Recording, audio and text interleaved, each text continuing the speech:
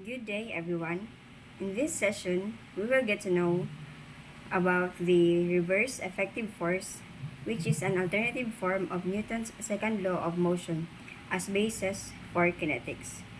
By the end of this session, we should be able to state the reverse effective force or Newton's second law of motion, and also to analyze the accelerated motion of particle using the equation of reverse effective force.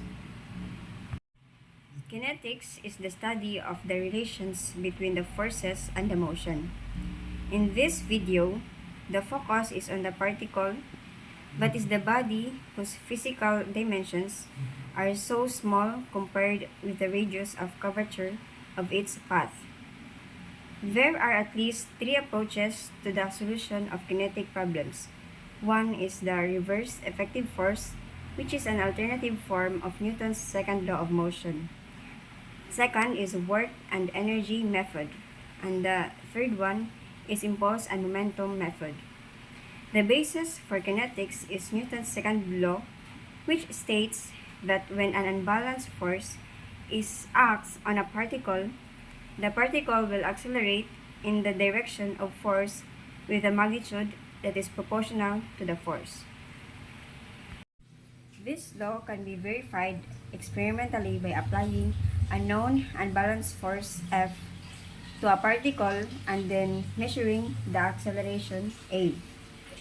Since the force and acceleration are directly proportional, the constant of proportionality in m, which is the mass, may be determined from the ratio. M is equals to F over A. This positive scalar m is called the mass of the particle. Being the constant during any acceleration, m provides a quantitative measure of the resistance of the particle to change in its velocity, that is its inertia. So if the mass of the particle is m, Newton's second law of motion may be written as this one.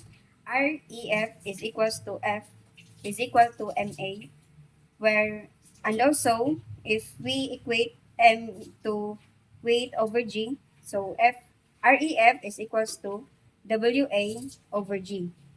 This equation is referred to as the equation of motion, is one of the most important formulations in mechanics. So now we will be having an example for our reverse effective force. 1. An elevator weighing 15 kilonewton starts from rest and acquires upward velocity of 3 meter per second in a distance of 6 meters. So if the acceleration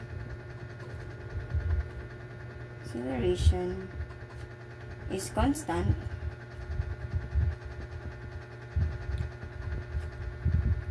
what is the tension in the cable? So for this problem, we need to draw first the diagram of its problem. So we have an elevator. The weight is 15 kilonewton,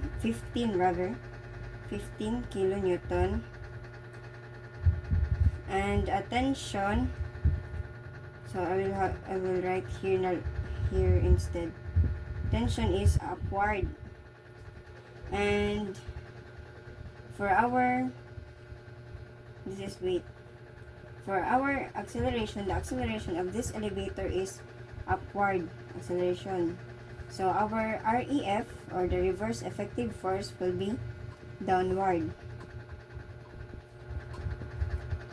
So first, to calculate for the unknown of this problem, we need first to find the acceleration. And we will use the formula for our rectilinear, which is the final velocity squared is equal to initial velocity squared plus 2as, and we will substitute the corresponding values for this. 3 meters,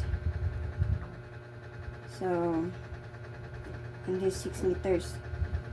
So our final velocity is 3 meter per second squared, and our initial is 0 since it starts from rest.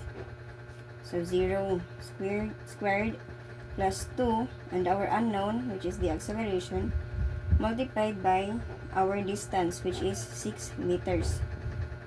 So A is equal to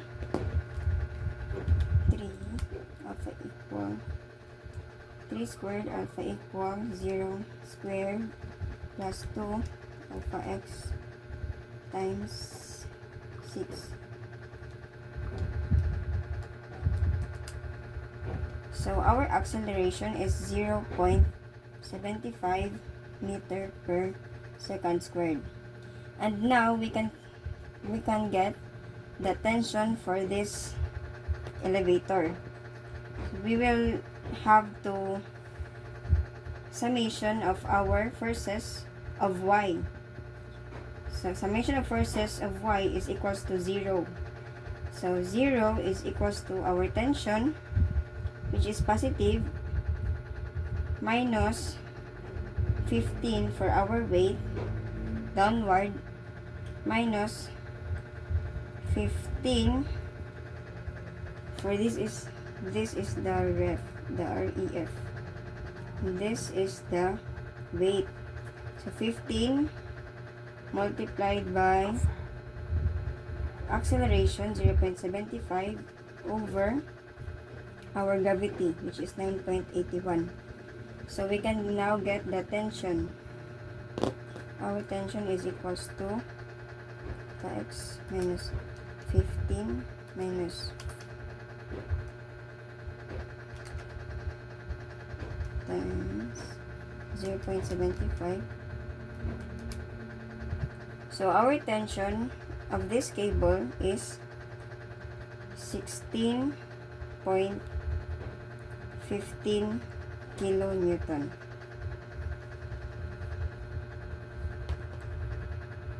So we have here another example for our reverse effective force. Number 2. A block is resting on a plane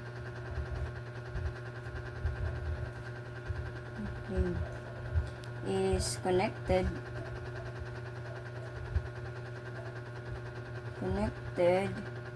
to another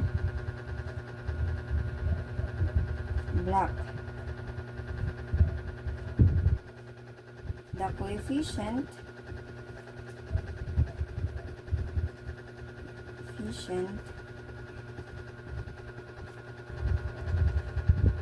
of kinetic friction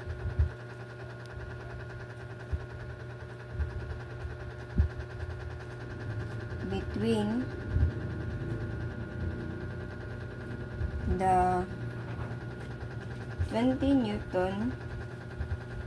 200 Newton block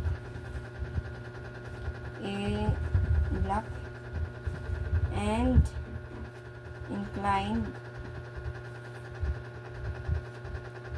plane is 0.10, while while that between the cable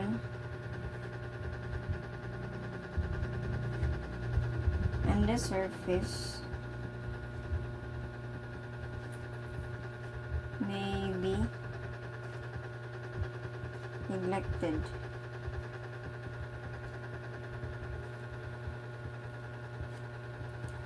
The system is initially at rest and then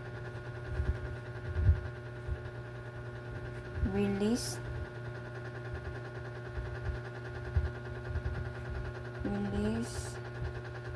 so the unknown is A. Acceleration of system in meter per second squared. Another one is the tension of the cable, and the last in the cable in Newton. And the last one is to determine the distance traveled by the system in 4 seconds. So in this problem, the figure is already given. So we have here the inclined plane. We have our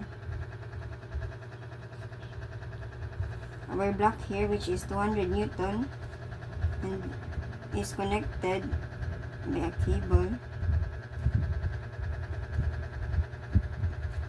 and another block which is 100 Newton.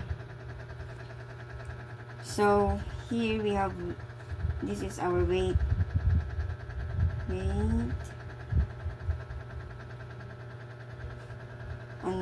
I will just draw the free body diagram of the system. So we have here, the given is 3/4 mole theta. So here is our weight.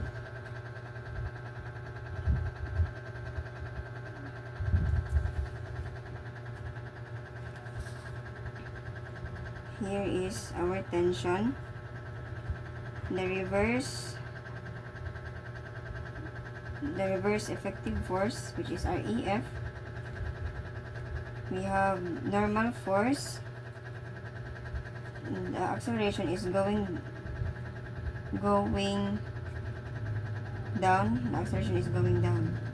So our friction is going up. So here we have tension up and acceleration is up.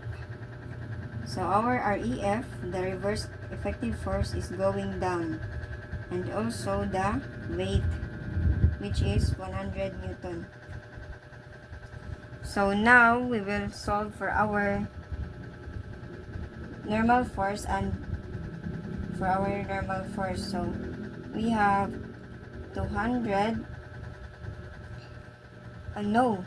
First we will solve for our angle theta, since it is not given on the problem. So angle theta is equals to arc tan. Since the slope is given, so we have here the angle theta is okay. So now we will first look for our value of theta, since it is not given in the problem.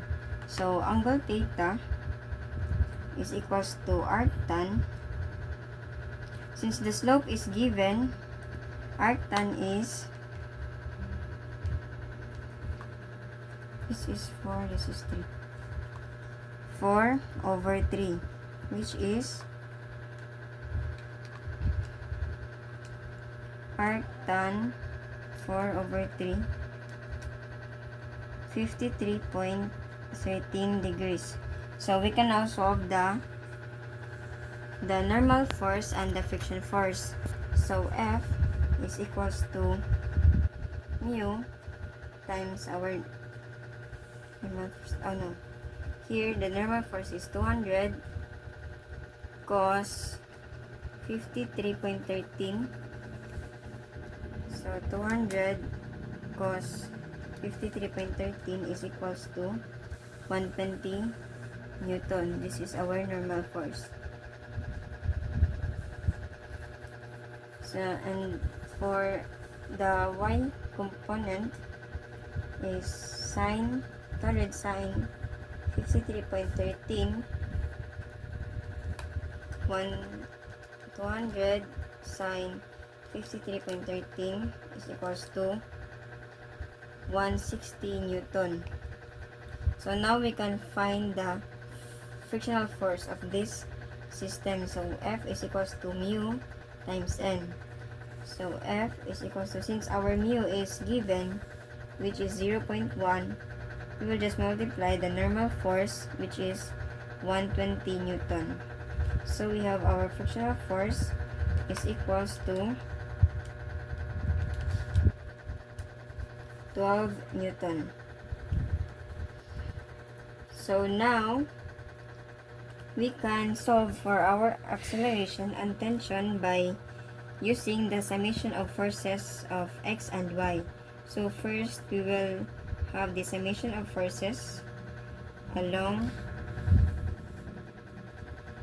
x-axis. Summation of forces is equals to 0. So we have here the tension, which is positive tension, plus our frictional force, which is positive, and our REF is positive. WA over G is equals to, or you can just have here minus 160 for the for the x component of this weight, so it's equals to 0. So we have to substitute the corresponding values in our problem. So tension is just T plus our frictional force, which is 12, plus our weight, which is 200, times A, which is unknown, over 9.81 for our gravity, minus 160 is equals to 0. So T is equals to 12. T plus 12 plus 200 over 9.81, 20.39 A minus 160 is equals to 0. So we can equate that T is equals to 160 minus 12 is equals to 148.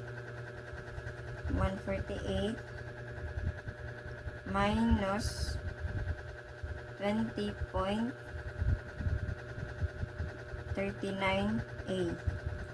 So for our summation of forces along y-axis, we can have summation of forces of y is equals to 0. So we have here the tension is positive. T plus T minus our REF, W times acceleration over G, minus our weight, which is 100, equals to 0 weight. So T is equals to, our weight is 100 T minus 100 times A which is unknown, over 9.81 minus 100 is equals to 0. So we can equate that t is equals to 100 over 9.81. T is equals to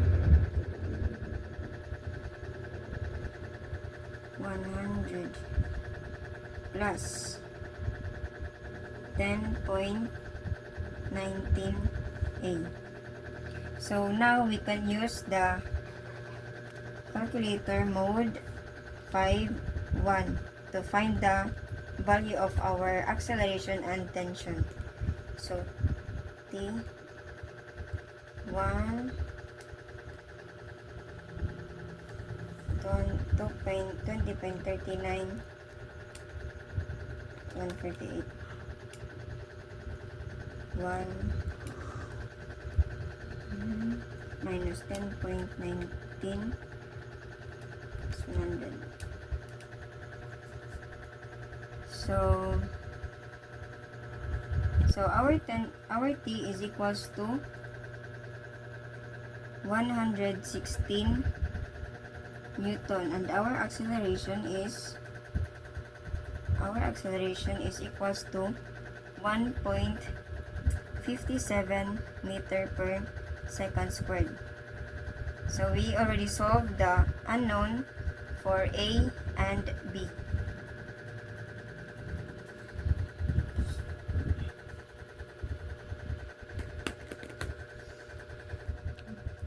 So for C, for the unknown of C, we can use the rectilinear formula to solve for our distance C. So we just have the formula. S is equals to VOT plus 1/2 AT squared. Since we have the acceleration, we can use this in this formula. So our distance is equals to, since it is from rest, our initial velocity is 0. So we will only have 1/2, and our acceleration is 1.57 meter per second squared times our time for 4 seconds squared. So 1/2 1.57 times 4 squared. So our distance is equals to, for distance traveled by system, this is this is only 1 seconds. So 1/2 times 1.57 for our acceleration and 1 for our time. So it is, the distance traveled by the system is 0.785 meters. So we have here the third example for our reverse effective force. 50 kilogram block is slowly placed on an inclined plane as shown. How far will the block move after 2 seconds if surface is frictionless, and also the coefficient of static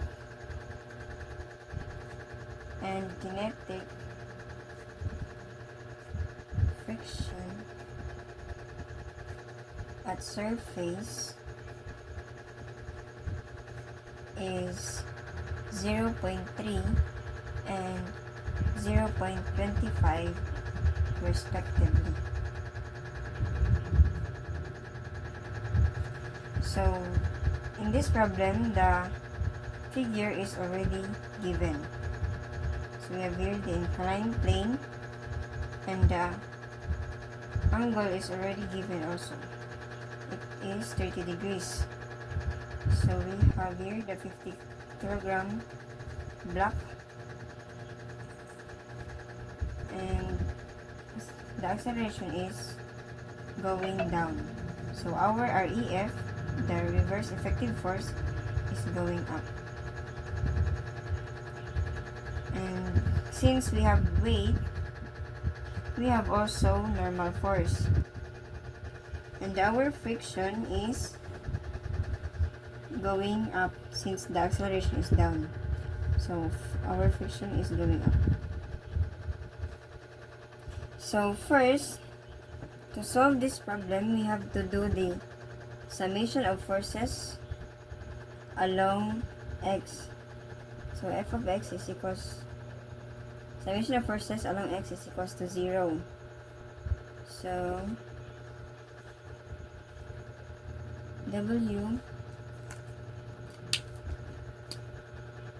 W sine theta minus our REF is equals to 0. So for weight, we can find our weight by mass times our gravity.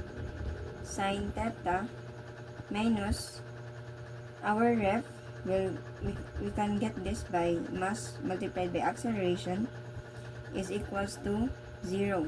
So substitute the respective given. Our mass is 50 kilogram times 9.81 sine 30 degrees minus 50 times 9.81 is equal to 0. So we can get our 50 times our acceleration here is unknown. Sorry. This is unknown acceleration. So we can get our acceleration. So our acceleration is equal to 50 times 9.81 sine 30 minus 50 alpha x. 50 alpha x, alpha equals 0. So our acceleration is equals to 4.905 meter per second squared. So how far will the block move after 2 seconds? So we will get the distance first. So we will use the formula for our rectilinear motion, which is S is equals to VOT plus 1/2 AT squared.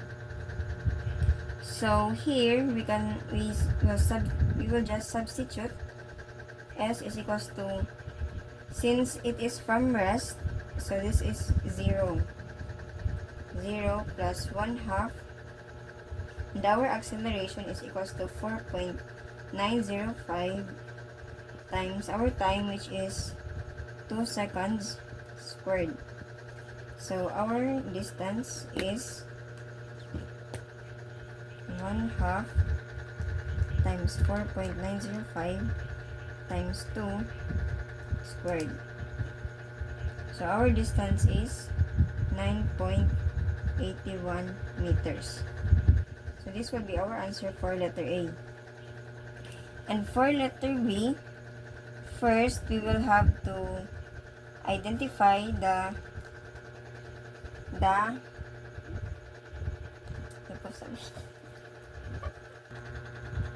so now for our next unknown, which is the distance when the coefficient of static and kinetic friction at surface is 0.3 and 0.25. First we will have to find its frictional force. So frictional force is equals to mu times our normal force. So since we don't have yet the normal force, our normal force is equals to summation of forces along y is equals to 0, which is 0 is equals to normal force minus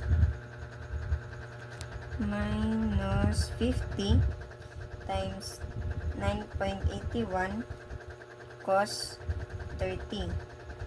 So